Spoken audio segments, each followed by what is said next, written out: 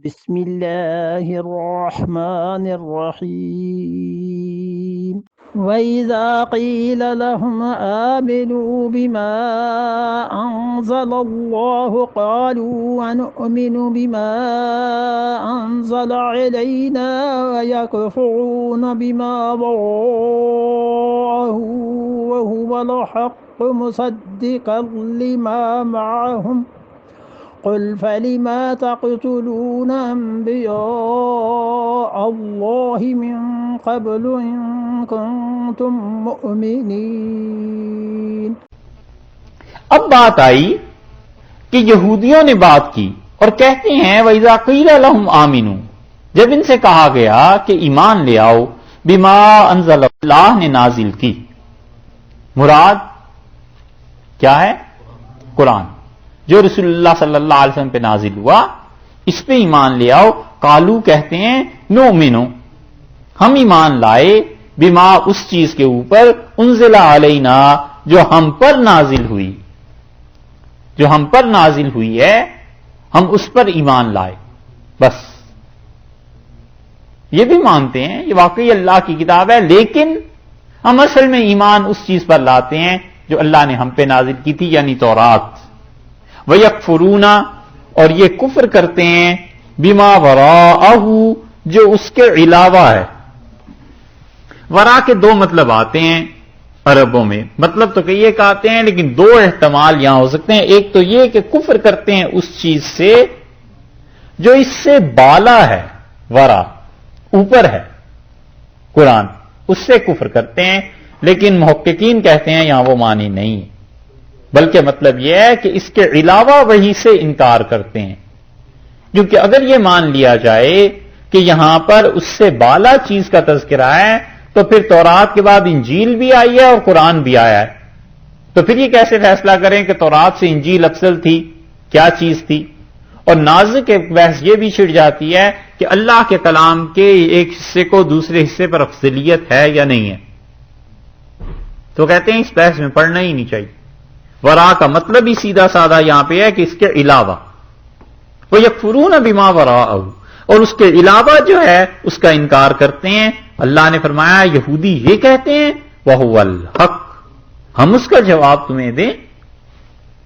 کہتے ہیں ہم بس تورات کو مانتے ہیں اور کسی چیز کو اس کے علاوہ نہیں مانتے، حالانکہ وَهُوَ الْحَقُّ، یہ قرآن سچ ہے، حق ہے۔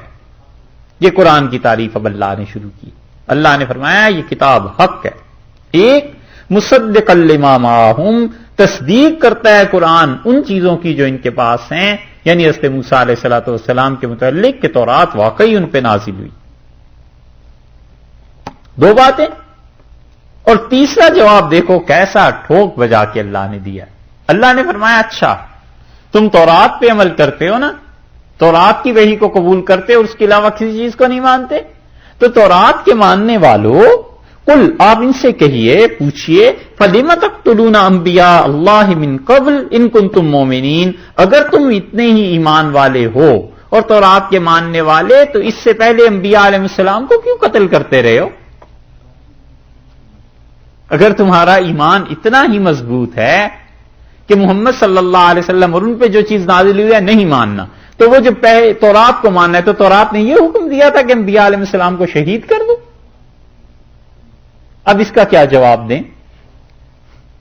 بات انہوں نے ایک کہی، اللہ نے 5 جواب دیے کہ اس سے پہلے تم یہ کیوں کرتے رہے۔ اچھا یہاں پر ایک اور بات اٹھی ہے، شہید انہوں نے کیا حضرت یحییٰ علیہ السلام کو، انہیں کیا کہتے ہیں تورات میں بھی ان کا ذکر جان، جی، اور حضرت زکریا علیہ السلام کو، اور کتنے ہی نبی اور جن کا تذکرہ ہی نہیں ملتا۔ نبوت کا معیار 6 پارے میں ایک جگہ آئے گی، وہ آیت حل ہی نہیں ہو سکتی جب تک کہ یہودیوں کا پتہ نہ چلے کہ یہ نبوت کو کیا سمجھتے تھے۔ ان کے نزدیک نبوت اتنی گر گئی تھی علیہ باللہ کہ ایک کاہن، ایک جادوگر، ایک ایسا آدمی جو 2-4 دن 2-4 برس بعد کی خبر دے سکے، یہ اسے بھی نبی سمجھتے تھے۔ اس لیے اللہ تعالی نے ایک جگہ انہی کی زبان میں کلام کیا، انشاءاللہ وہ جگہ آئے گی تو بتائیں۔ یہاں پر سوال یہ پیدا ہوتا ہے کہ یہ تو بات چل رہی ہے رسول اللہ صلی اللہ علیہ وسلم کے جو ہم اثر ہیں کہ تم ایسے کرتے ہو، تم قرآن کو، تم رسول اللہ صلی اللہ علیہ وسلم کو نہیں مان رہے، قرآن کو نہیں مان رہے، حالانکہ قرآن سچا ہے، قرآن تصدیق کرتا ہے ان کتابوں کی جو تمہارے پاس ہیں، تو تم نے کیوں قتل کیا ہے انبیاء علیہ السلام کو؟ تو سوال یہ اٹھتا ہے کہ انہوں نے تو کسی نبی کو قتل نہیں کیا تھا نا، کیا تو ان کے باپ دادا نے کیا تھا، کیوں اللہ نے ان کے ذمہ لگایا ہے کہ تم نے قتل کیا ہے؟ اور پھر مفسرین کہتے ہیں کہ جو کچھ یہ حرکت غلط ان کے آباء و اجداد نے کی، یہ اس کی تردید بھی تو نہیں کرتے تھے، یہ اسے برا بھی تو نہیں سمجھتے تھے، تو معلوم ہوا کہ کوئی گناہ کسی انسان کے سامنے ہو اور اس پہ انسان نفرت کا اظہار نہ کرے تو اس کا مطلب ہے کہ وہ اس گناہ سے راضی ہے، خوش۔ حضرت غلام علی صاحب رحمۃ اللہ علیہ دہلی میں خانقاہ تھی حضرت کی، اور روزہ رکھا ہوا تھا، اور کسی آدمی نے ان کے سامنے بیٹھ کے غیبت کسی کی شروع کی، تو جب اس نے غیبت کی تو اس نے فرمایا ارے میرا روزہ گیا، ہمارا روزہ ختم ہو گیا۔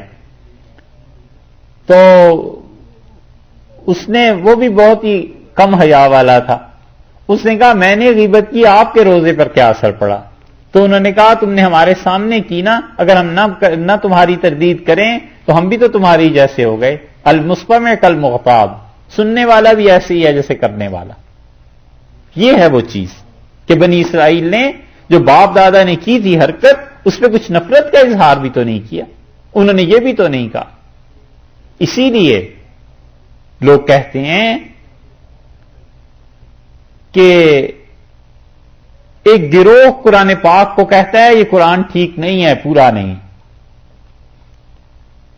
اور اہل تشریع میں سے، شیعہ میں سے ان سے پوچھ بھی لینا چاہیے کہ بھائی آپ کیا کہتے ہیں؟ تو دوسرا گروہ کہتا ہے نہیں جی قرآن پورا ہے، بالکل ہم قرآن کو مانتے ہیں۔ تو اس سے پوچھو جو قرآن کو نہیں مانتے ان کو بھی کافر سمجھتے ہو یا نہیں؟ تو اگر وہ کہیں کہ وہ واقعی کافر ہے جو قرآن کو نہیں مانتا، پھر تو بات ہوئی۔ اور اگر ان کی مرتبہ بالکل نرم پڑ جائیں کہ جی بس ان کا اپنا عقیدہ ہے، کچھ کہتے ہوں گے سنتے ہوں گے، تو اس کا مطلب یہ کہ کچھ دال میں کالا ہے۔ کیوں نہیں انہیں کافر سمجھتے جو قرآن کو نہیں مانتے کہ قرآن پاک خدا کی کتاب نہیں؟ یہ ہے چیز۔ تو سوال یہ پیدا ہوا کہ تم بنی اسرائیل والو تم نے قتل کیا ہے، تو انہوں نے تو کیا نہیں تھا، اللہ تعالیٰ نے بتلایا ہے، یعنی وہ جو گناہ باپ دادا نے کیا تھا اس پہ یہ کچھ کہتے بھی تو نہیں۔ فَلِمَ تَقْتُلُونَ أَنبِيَاءَ اللَّهِ مِن قَبْلِ إِن كُنتُم مُؤْمِنِينَ، اچھا تورات پر ایمان ہے تو اس سے پہلے تم مومن ہو تو وہ کام جو کرتے رہے وہ تورات کے مطابق تھا۔